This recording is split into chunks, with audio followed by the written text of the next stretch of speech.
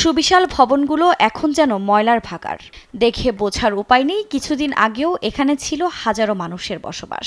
কয়েকদিন আগেও পরিবার পরিজন নিয়ে যেখানে চলতো আড্ডা, সময়ের ব্যবধানে সেখানেই স্বজনকে জীবিত পাওয়ার ব্যর্থ চেষ্টা চালাচ্ছেন গাজা সিটির বাসিন্দা খামিস আমরাও। শুধু খামিসই নয়, ইসরায়েল হামাস যুদ্ধবিরতি কার্যকরের পর আশ্রয়স্থল থেকে নিজ ভূমিতে ফিরেই স্বজনদের জীবিত কিংবা মৃত খুঁজে পাওয়ার আরেক যুদ্ধে নেমেছে গাজাবাসী। আমি নিজেও ইসরায়েলি হামলার কবলে পড়েছিলাম। বাড়িটি আমার উপর ভেঙে পড়ে, ধ্বংসস্তূপের নিচে আটকেও ছিলাম। আমি জীবিত ফিরলেও নিহত হয়েছেন আমার বাবা ও ভাই। তাদের খুঁজে ফিরছি, হয়তো পাবো না। বিশ্বকে গাজাবাসীর দিকে নজর দেওয়ার আহ্বানও জানান তিনি।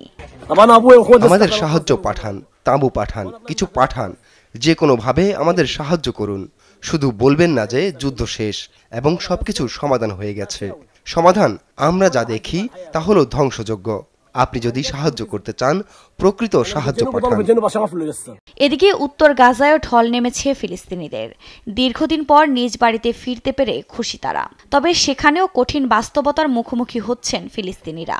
ঘরবাড়ি মাটির সঙ্গে মিশে যাওয়ায় যুদ্ধবিরতির মধ্যেই বেঁচে থাকার লড়াই চালিয়ে যাচ্ছেন তারা। এর মাঝেই আবারও ইসরায়েলি হামলার ভয় কুরে কুরে খাচ্ছে সবকিছু হারানো এসব ফিলিস্তিনিদের।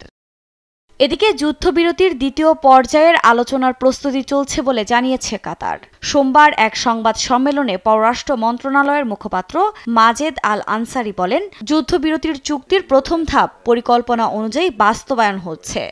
জটিল পরিস্থিতির কারণে সামান্য যোগাযোগ বিলম্ব ঘটলেও চুক্তির অগ্রগতি ব্যাহত করেনি। আফরিন মৌ, নিউজ ডেস্ক, দেশ টিভি।